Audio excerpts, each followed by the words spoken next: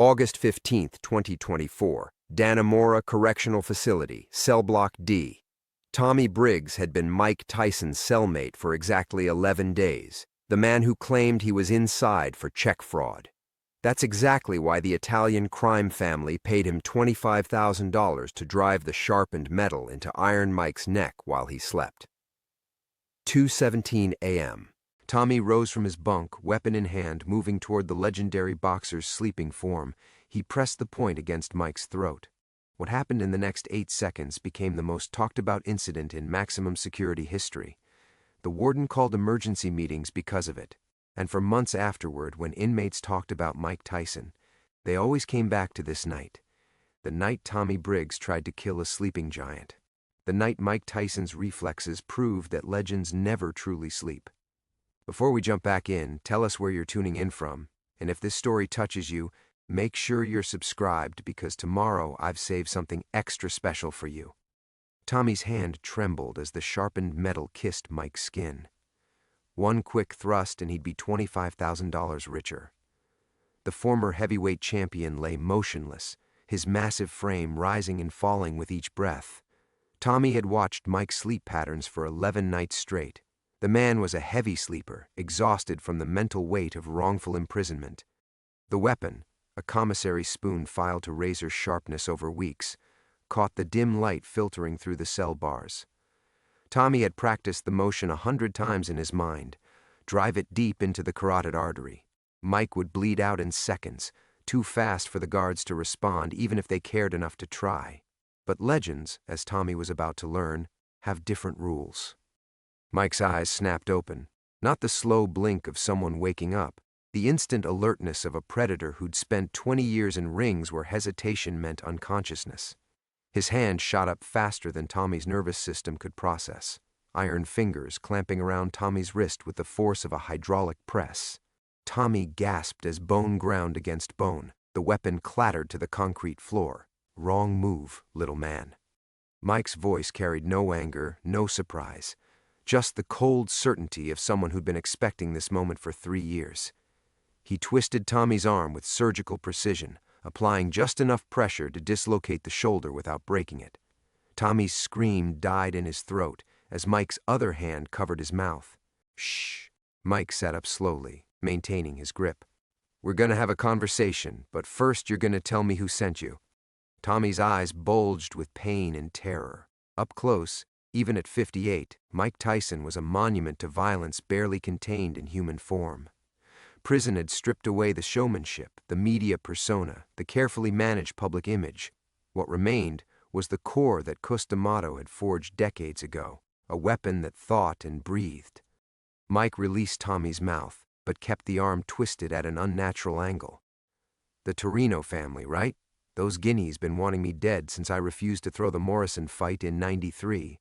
Tommy shook his head frantically. Not Torino. No?" Mike's eyebrows raised with genuine curiosity.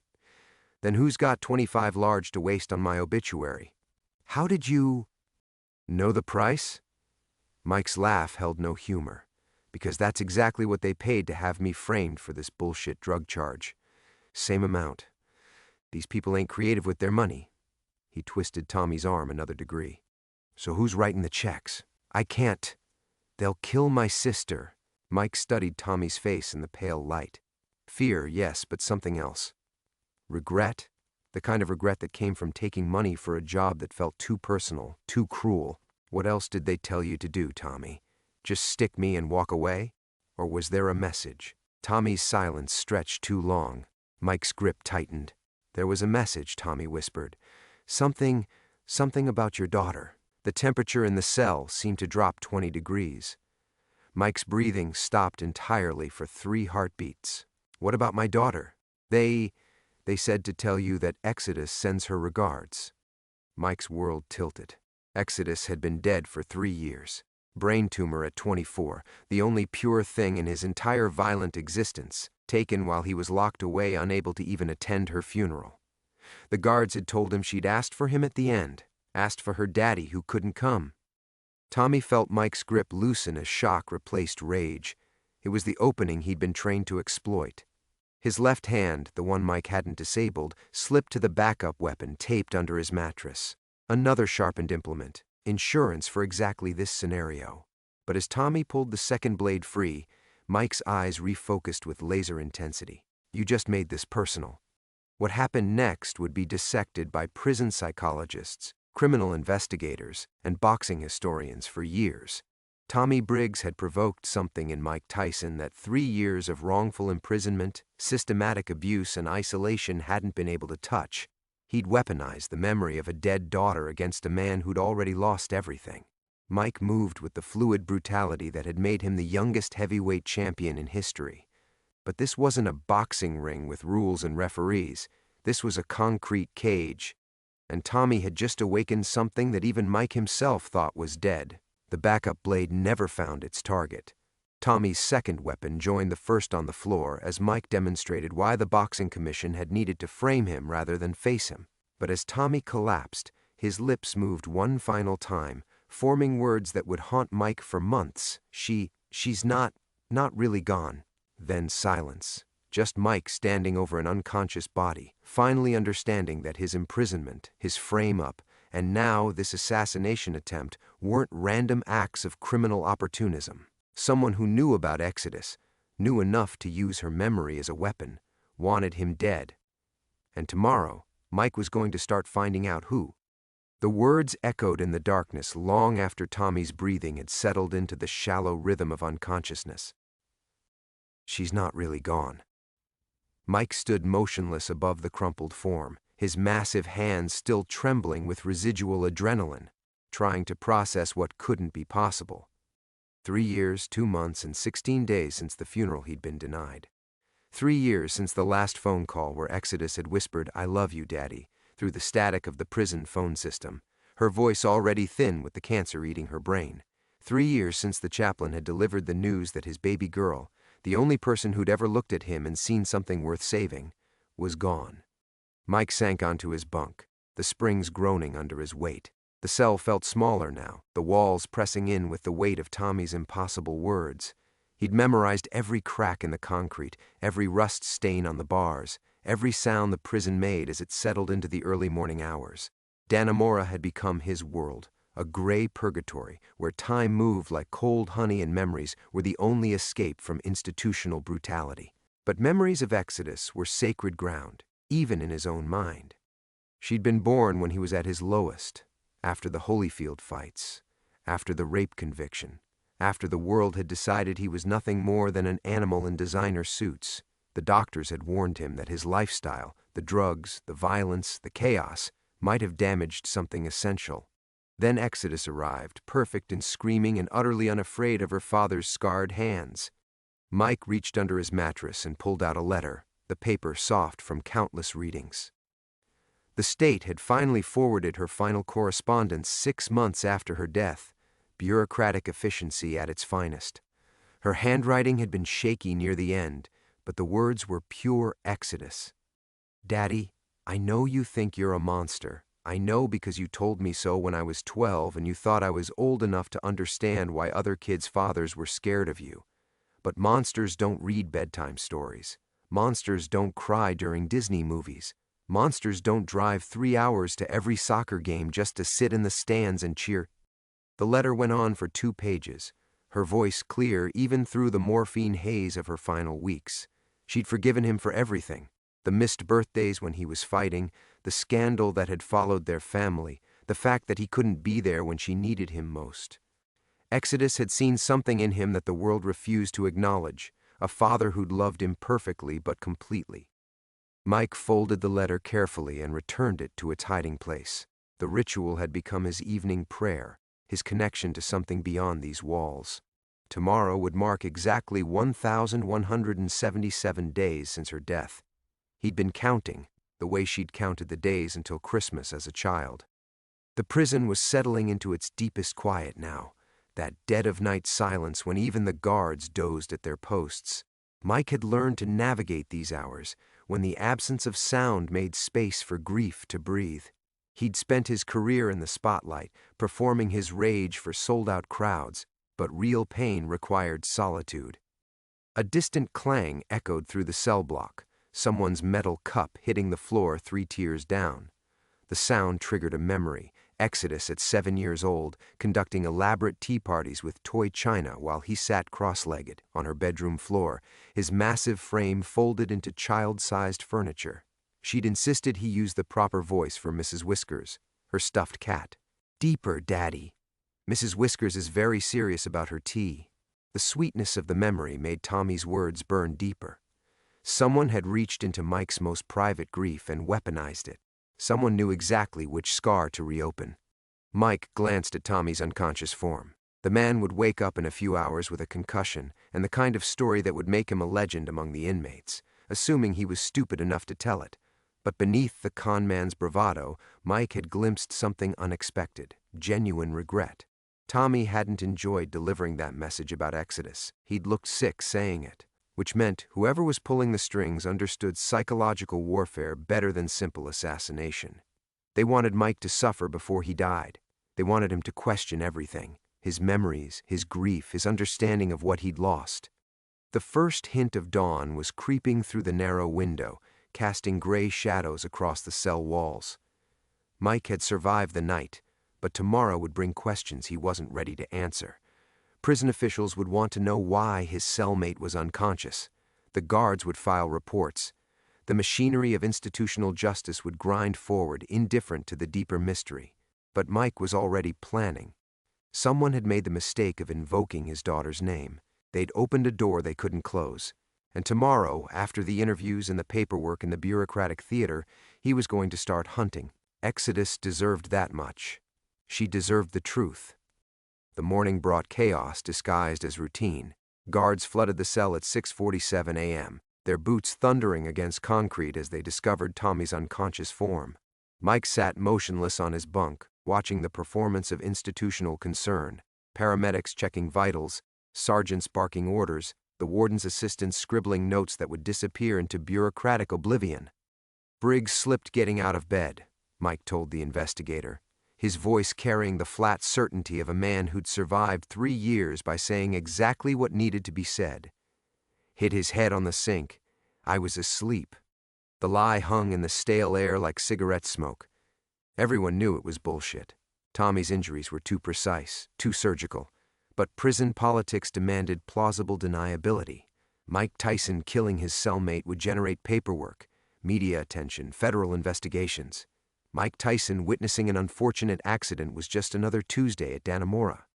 They moved him to solitary pending investigation, a concrete box barely wider than his arm span. Mike had spent enough time in isolation to know its rhythms, the initial claustrophobia, the way sound became amplified until your own breathing echoed like thunder, the slow erosion of time's meaning. But solitude also meant privacy, and privacy meant he could think without performing stability for the guards. "She's not really gone." Tommy's words had burrowed into his brain like shrapnel, impossible to extract. Mike replayed the attack frame by frame, searching for details he'd missed in the adrenaline surge. The con man's trembling hands, his genuine reluctance to invoke Exodus's name.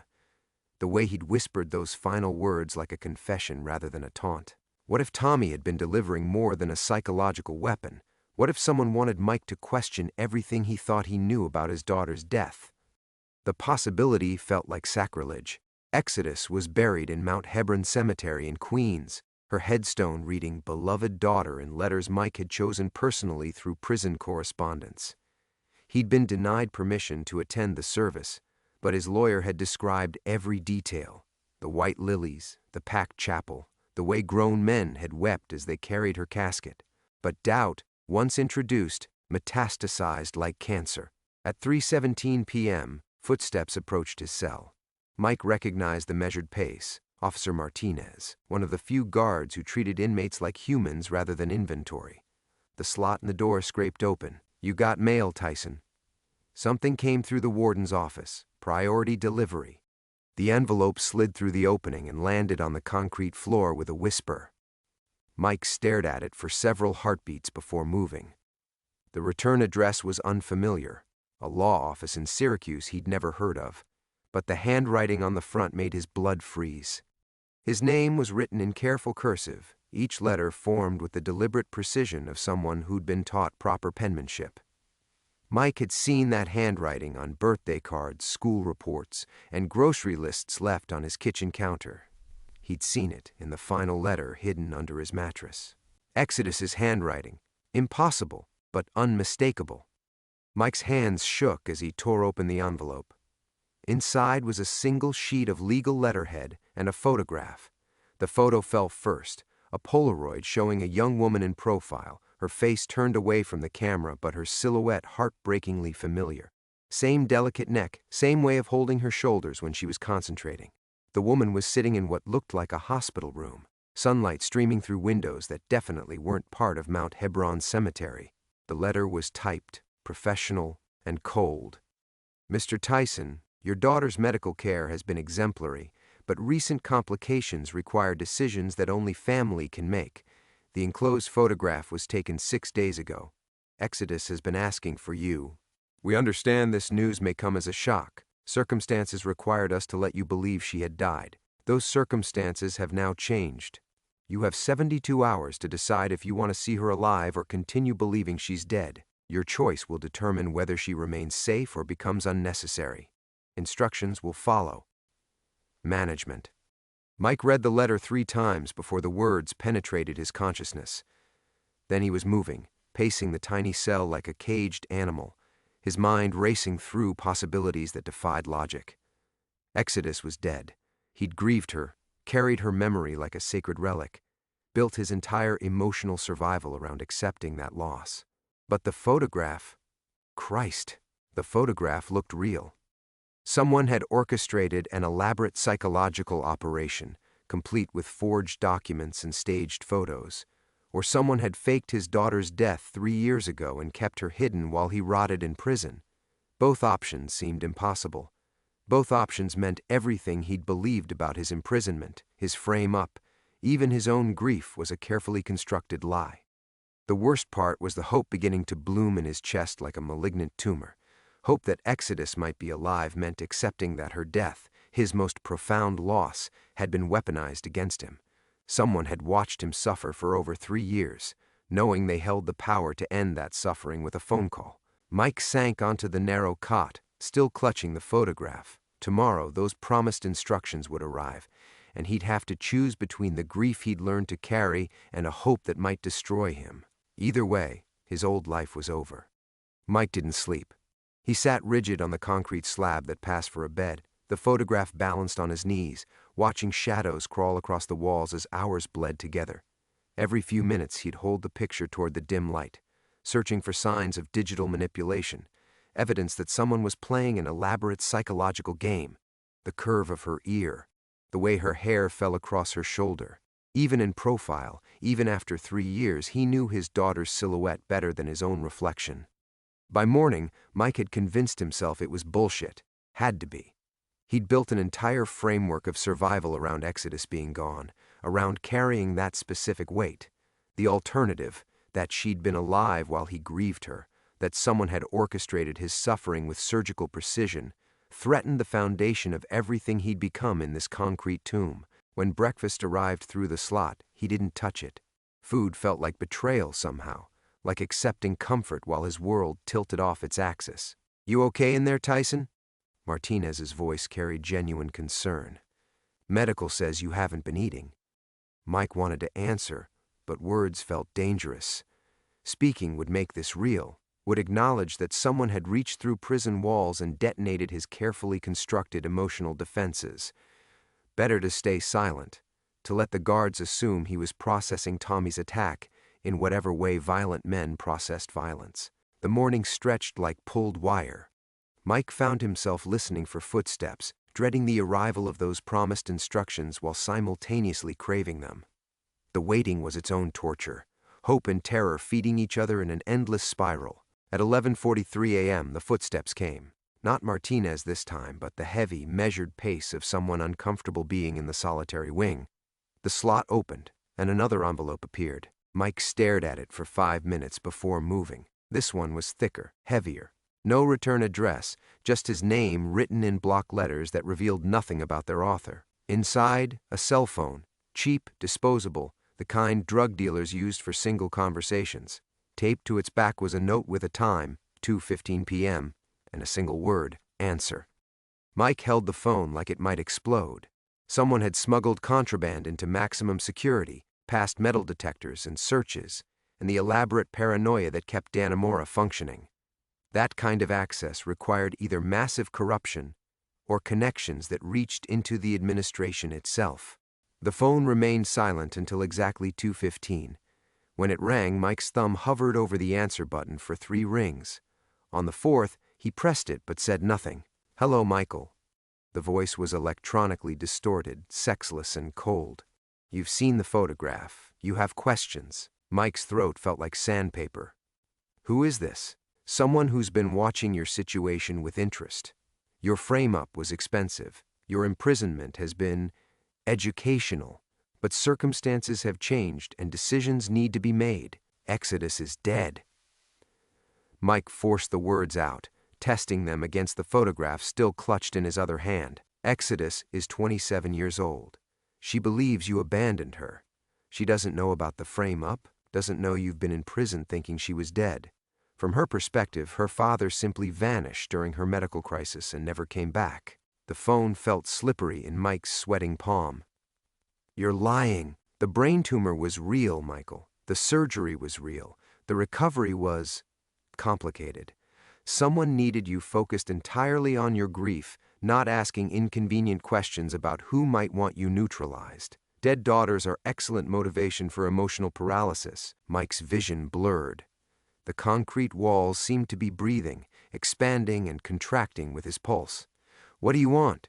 "Your cooperation. There's something you know, something Cus D'Amato told you before he died. Information that certain people have been very patient about acquiring. Cus died over 30 years ago, and yet here we are, having this conversation. Your mentor kept secrets, Michael, dangerous ones. The kind of secrets that get boxing champions framed for drug trafficking and daughters held in comfortable medical facilities while their fathers rot in maximum security." The line went quiet except for electronic static. Mike could hear his own heartbeat thundering in his ears, could smell the stale air of the solitary cell mixing with his sweat and fear. What information? "We'll discuss that when you're ready to listen. For now, you have a choice. Continue believing Exodus is dead and serve the remainder of your sentence in peace, or accept that she's alive and enter into negotiations for her continued well-being. You have until tomorrow to decide." The line went dead. Mike stared at the phone's blank screen, seeing his own reflection distorted in the black surface. Someone had systematically dismantled his life, used his love for his daughter as a scalpel to cut him away from everything that mattered. And now they wanted something Cus had told him decades ago. Something worth engineering 3 years of hell. Mike closed his eyes and saw Exodus at 7 years old, conducting tea parties with stuffed animals. Somewhere, if this wasn't elaborate psychological torture, that little girl had grown into a woman who thought her father had abandoned her. The choice wasn't really a choice at all. Mike sat in the suffocating silence of solitary confinement, the dead phone still warm in his palm. The concrete walls seemed to pulse with his heartbeat as fragments of memory began surfacing, details he'd buried so deep they'd become archaeological layers of his own past. Cus D'Amato's secrets. The words echoed in the tiny cell like a death sentence. Mike pressed his back against the cold wall, feeling the familiar ache in his shoulders from countless hours in this same position. But now everything felt different. The voice on the phone had reached through 30 years of carefully maintained silence and dragged something toxic into the light. What had Cus told him? Mike's mind scrambled through decades of conversations, training sessions, late-night talks in the gym, when the old man would share stories about the boxing world's hidden machinery. Most of it had been standard mentor wisdom, how to read opponents, how to handle money, how to navigate the politics that destroyed more fighters than any punch ever could. But there had been other conversations, darker ones. Mike's breathing became shallow as he remembered a night in 1985, just weeks before Cus died. They'd been alone in the Catskill gym, the building creaking around them like a ship in a storm. Cus had seemed different that night, haunted, looking over his shoulder at shadows that weren't there. "Michael," the old man had said, his voice carrying a weight Mike had never heard before. There are things in this business that go deeper than boxing. Money flows through places it shouldn't. People disappear when they ask the wrong questions. Mike had been 20 years old, invincible, more concerned with his next fight than conspiracy theories. He'd nodded along while thinking about technique, about footwork, about the championship belt that felt so close he could taste it. "You listening to me, boy?" Cuss had grabbed his arm with surprising strength. "Someday someone might come asking what I told you. When that happens, you remember, some secrets are worth more than lives. Some secrets get people killed just for knowing they exist." The memory hit Mike like a physical blow. He'd forgotten about that conversation, filed it away with 100 other late-night ramblings from an old man who'd seen too much of the sport's ugly underbelly. But Cuss hadn't been rambling. He'd been terrified. What else had the old man said that night? Mike pressed his palms against his temples, trying to squeeze more details from his memory. Something about matches being fixed at levels that would make people's heads spin. Something about money laundering through fight purses. About overseas accounts that funded things that made boxing look like children's games. And names. Cuss had mentioned names. Mike's stomach dropped as fragments coalesced into something resembling clarity. Boxing commission officials, promoters, people who moved through the sport's power structure like sharks through bloody water. Men who smiled in public and shook hands with champions while orchestrating an entirely different kind of violence behind closed doors. Your frame-up was expensive. The voice on the phone had said that with casual certainty, like discussing the weather. Someone with serious resources had spent 3 years keeping Mike buried in this concrete tomb, not because he'd committed crimes, but because he possessed information that could destroy them. Information he didn't even realize he had. The cruel mathematics of it made his hands shake. Exodus's fake death hadn't just been psychological warfare, it had been strategic paralysis. A grief so profound it would prevent him from thinking clearly, from connecting dots that might lead back to powerful people with everything to lose. Mike looked at the photograph again, studying every detail with new desperation. If this was real, if his daughter had spent 3 years wondering why her father had abandoned her during her darkest hour, then his grief had been manufactured. His most authentic emotion, the love and loss that had defined his imprisonment, was just another layer of someone else's manipulation. But the deeper horror was dawning. If they'd kept Exodus alive as leverage, what happened when Mike was no longer useful? What happened to daughters who knew too much about their father's secrets? The walls of the cell seemed to be closing in. Mike realized he was hyperventilating, his vision tunneling as panic seized his chest. 3 years of careful emotional control. 3 years of managing his rage and grief within these concrete boundaries, and now everything was dissolving into chaos. Someone had played him perfectly. They'd isolated him from everything that mattered, fed him just enough hope to keep him functional, but not enough to make him dangerous. And when they needed him to cooperate, they'd revealed their trump card. The daughter he'd buried was actually their prisoner. Mike closed his eyes and felt something fundamental shift inside his chest. The grief that had sustained him was curdling into something darker, more focused. Someone had stolen 3 years of his daughter's life and his own sanity. They wanted Cuss's secrets. They were about to learn that some cages, once opened, couldn't be closed again. The monster they'd created was finally awake. The monster they'd created was finally awake. Mike stood slowly, his massive frame unfolding like a weapon coming to rest position. The photograph fluttered to the floor as something clicked into place. Not just memory, but understanding. The kind of crystalline clarity that came when scattered pieces suddenly formed a picture so obvious he couldn't believe he'd missed it. Cuss hadn't been paranoid that night in 1985. He'd been preparing to die.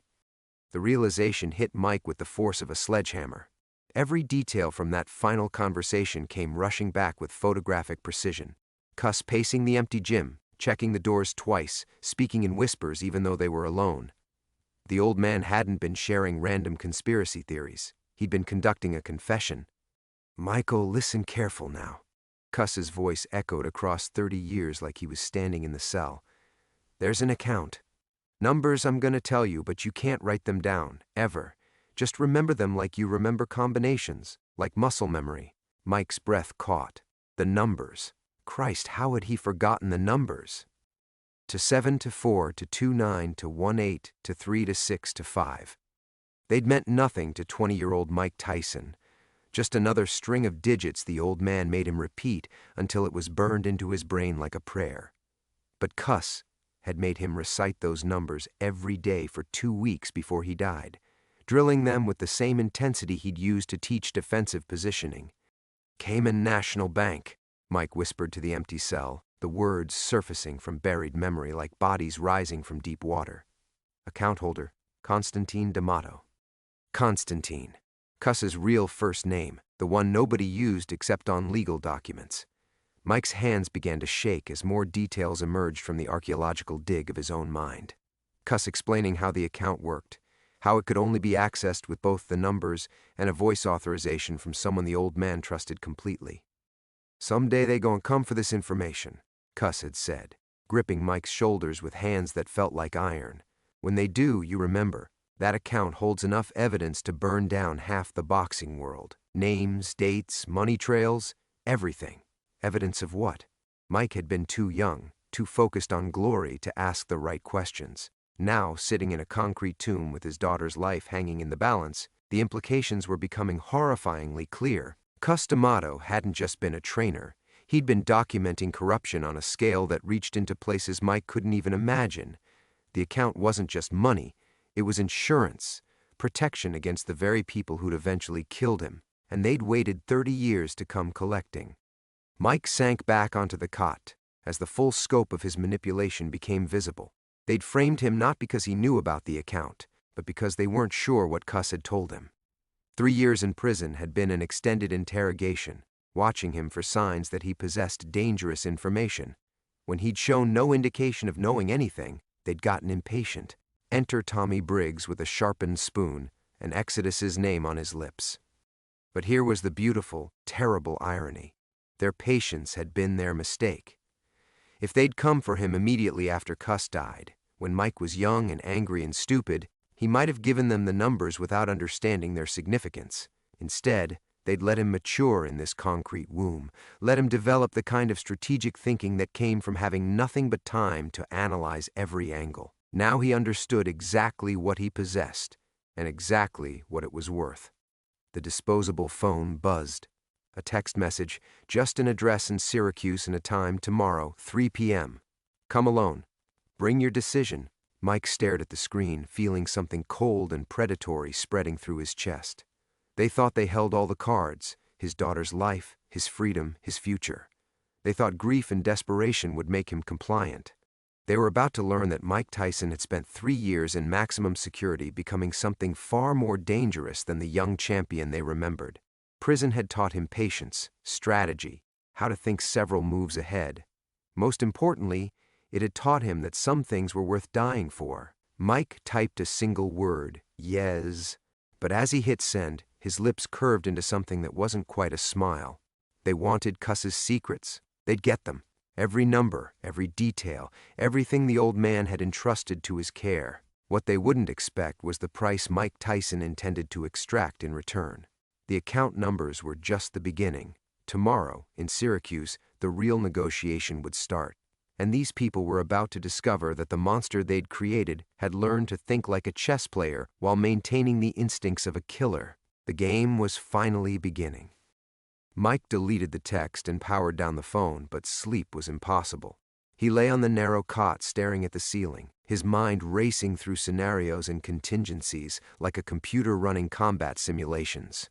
Every few minutes he'd catch himself unconsciously flexing his hands, muscle memory awakening after 3 years of forced dormancy. The hours crawled by with excruciating precision. At 2:17 a.m., Mike heard footsteps in the corridor, the night guard making rounds. At 4:33 a.m., someone in another cell started screaming from nightmares. At 6:15 a.m., the lights flickered on, and the mechanical rhythm of Dannemor's morning routine began grinding to life. But Mike's awareness had shifted into something sharper, more predatory. Prison had taught him to notice details others missed, to read the micro-expressions of guards and inmates like a survival manual. Now those skills were crystallizing around a singular focus. Tomorrow's meeting would determine whether his daughter lived or died, When Martinez appeared at his cell door during breakfast rounds, Mike was sitting cross-legged on the floor in perfect stillness, his breathing so controlled it seemed like meditation. The guard studied him through the reinforced glass with obvious concern. "Tyson, you need to eat something. Medical's asking questions about your condition." Mike opened his eyes but didn't move. "I need to make a phone call. You know that's not how this works in solitary." "One call, Martinez. Official business. My lawyer." The lie came easily, but Mike could see Martinez processing the request against 3 years of perfect compliance. Mike Tyson had never asked for special treatment, never caused problems, never demanded anything beyond basic necessities. The accumulated weight of that good behavior had earned him a kind of currency. "I'll see what I can do," Martinez said finally. An hour later, Mike was escorted to a small room with a single phone mounted on the wall. The guard stepped outside but remained visible through the window, close enough to monitor but not to overhear. Mike dialed a number he'd memorized from legal documents, not his lawyer but someone far more useful for what was coming. The phone rang twice before a gravelly voice answered. "Romano, this is Michael Tyson. I need a favor." A pause. Vincent Romano had been Cuss's lawyer for 20 years, had handled the old man's estate and the paperwork that followed his death. More importantly, he was one of the few people from that era who'd understood exactly what kind of world Cuss D'Amato had been navigating. "Jesus, Mike, I heard you were... How the hell are you calling me?" "Doesn't matter. I need information about something Cuss left behind. A Cayman account under the name Constantine D'Amato." The silence stretched so long Mike thought the call had dropped. When Romano finally spoke, his voice had changed completely. "Mike, listen to me very carefully. That's not something we discuss over prison phones. That's not something we discuss anywhere. They have my daughter." Another silence, heavier this time. Romano had been at Exodus's birth, had handled the legal paperwork when Mike adopted her. He understood exactly what those 4 words meant. "Who has her?" "The same people who've had me framed for 3 years. They want what Cuss told me about that account." Mike could hear Romano breathing, could almost see the old lawyer's mind working through implications and connections. When he spoke again, his voice carried the weight of terrible certainty. "Mike, if they've waited this long to surface, if they're making moves now, that means they're desperate. Whatever's in that account, it's worth killing for. Multiple times over. I know. That's why I'm calling. Tomorrow I'm walking into a situation where the only leverage I have is information they want. I need to know exactly how much damage that information can do. You can't give them those numbers, Mike. What Cuss documented, it reaches into places that don't forgive and don't forget. Government contracts, international money laundering, people who make the mafia look like choir boys." Mike closed his eyes, feeling the familiar weight of impossible choices settling on his shoulders. "And if I don't give them the numbers, they kill my daughter. If you do give them the numbers, they kill you both anyway. The only reason you're alive is because they need what's in your head. Once they have it..." The guard was tapping his watch through the window, time running out. Mike's mind raced through the equations, trying to find an angle that didn't end with Exodus in a shallow grave. "Romano, I need you to do something. If I don't call you by tomorrow night, if something happens to me, I need you to contact the FBI. Tell them about the account. Give them everything you know about Cuss's documentation. Mike, promise me. If they're going to kill us anyway, then we burn it all down. Every name, every transaction, every dirty dollar Cuss spent 30 years tracking. Promise me." A long pause. "I promise." Mike hung up and walked back toward his cell, his mind finally quiet. The rage was still there, coiled and waiting, but now it had direction. Tomorrow in Syracuse, he would face the people who'd stolen his life and his daughter's childhood. They thought they were negotiating from a position of strength. They were about to discover that Mike Tyson had learned the difference between surrender and strategy. The real game was just beginning. The transport van pulled away from Dannemora at dawn, leaving Mike alone in the back compartment with 2 federal marshals who'd been briefed to treat this as a routine medical transfer. The paperwork identified him as being moved to Syracuse General for emergency dental surgery, a fiction that would hold just long enough to get him where he needed to be. Mike sat in perfect stillness as familiar landscapes rolled past the reinforced windows. The Adirondack Mountains gave way to rolling hills, then industrial sprawl, each mile bringing him closer to a confrontation 3 decades in the making.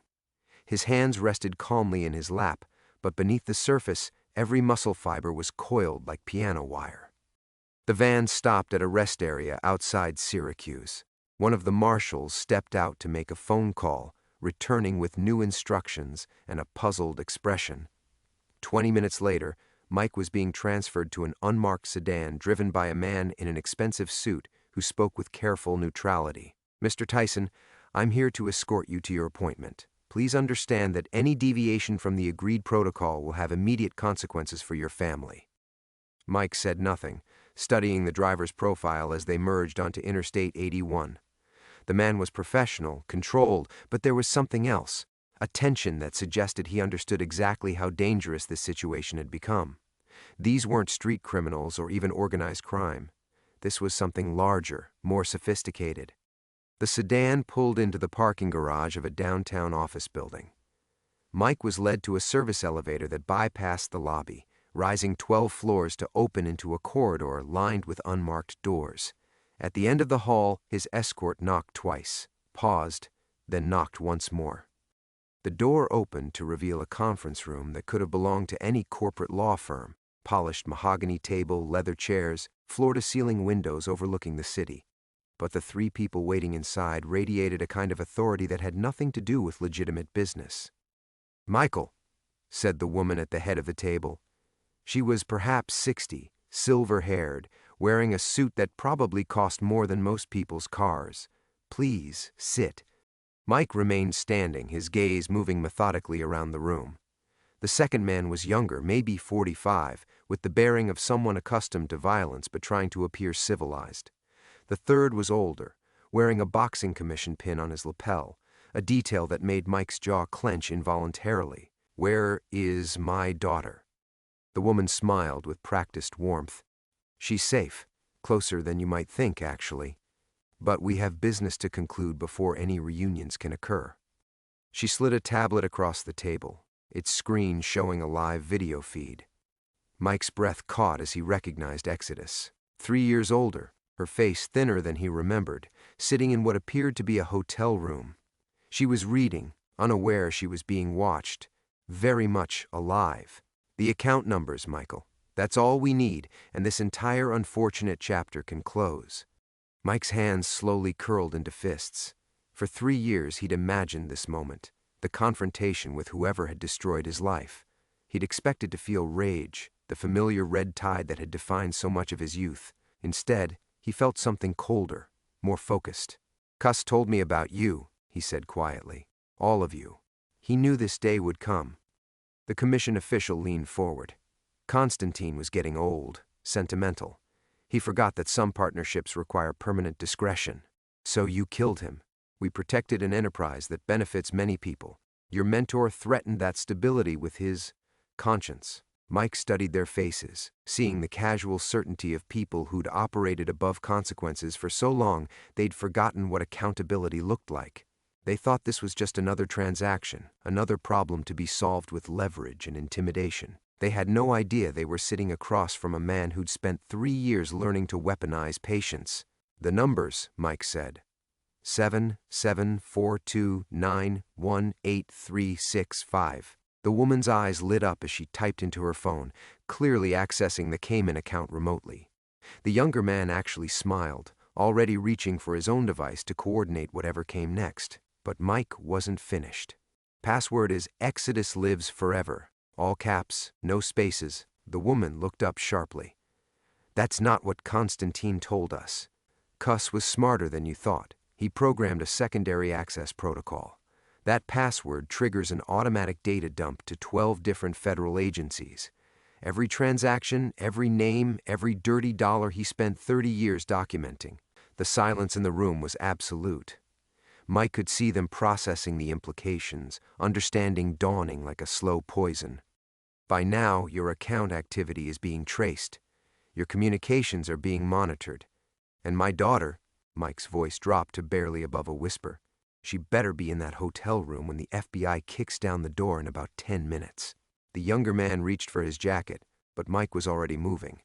3 years of enforced stillness exploded into motion as he launched himself across the table, his hands finding the man's throat before anyone could react. 30 years you waited, Mike whispered. Should have stayed patient.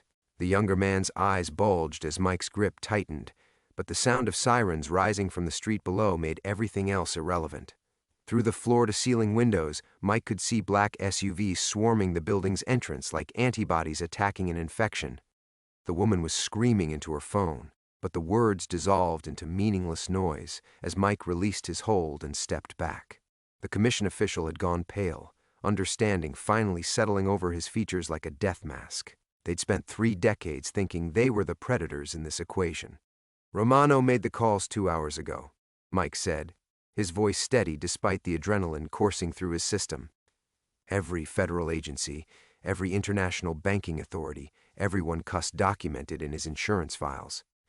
You wanted his secrets? Congratulations. The whole world's about to read them. The door exploded inward as federal agents flooded the room, weapons drawn, voices overlapping in a symphony of shouted commands. Mike dropped to his knees with his hands behind his head, muscle memory from a lifetime of police encounters guiding his movements. But for the first time in 3 years, surrender felt like victory. The next 6 hours passed in a blur of interrogation rooms and legal consultations. Mike sat across from federal prosecutors who spoke in careful, measured tones about immunity deals and witness protection. The account Cuss had maintained contained evidence of corruption reaching from boxing commissions to congressional appropriations committees to international arms trafficking, a web of complicity that would take years to fully unravel. But Mike's attention was focused on a single detail. The hotel room where they'd found Exodus was 6 blocks from the office building. She'd been that close the entire time, reading a book while her father's life hung in the balance 12 stories above.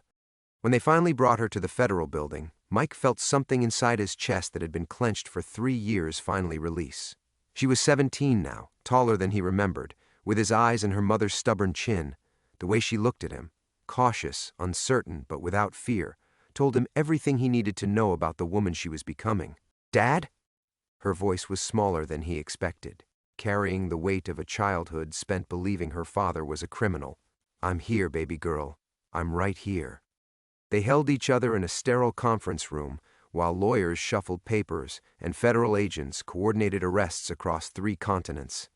Mike felt her heartbeat against his chest and remembered why he'd learned patience, why 3 years in a concrete box had been worth enduring. "I knew," she whispered against his shoulder. "I always knew you didn't do what they said." The trials took 18 months. Mike testified via video link, his words helping to convict 43 individuals across multiple federal cases. The woman from the conference room, whose real name turned out to be Dr. Elizabeth Crane, a Pentagon contractor, received life without parole. The commission official Frank Torino died of a heart attack 3 days before sentencing. The younger man, Marcus Webb, negotiated a plea deal that would keep him in federal prison until he was 90. Mike's own conviction was vacated on a Wednesday morning in October. He walked out of Dannemora wearing the same clothes he'd worn 3 years earlier, carrying a manila envelope containing Exodus's letters and a single photograph of Cuss D'Amato that had somehow survived the bureaucratic machinery of incarceration. Exodus was waiting by the gate, leaning against a rental car with her arms crossed. She'd grown into herself during his imprisonment, had earned early admission to Columbia University, had learned to navigate a world that treated her like the daughter of a convicted felon.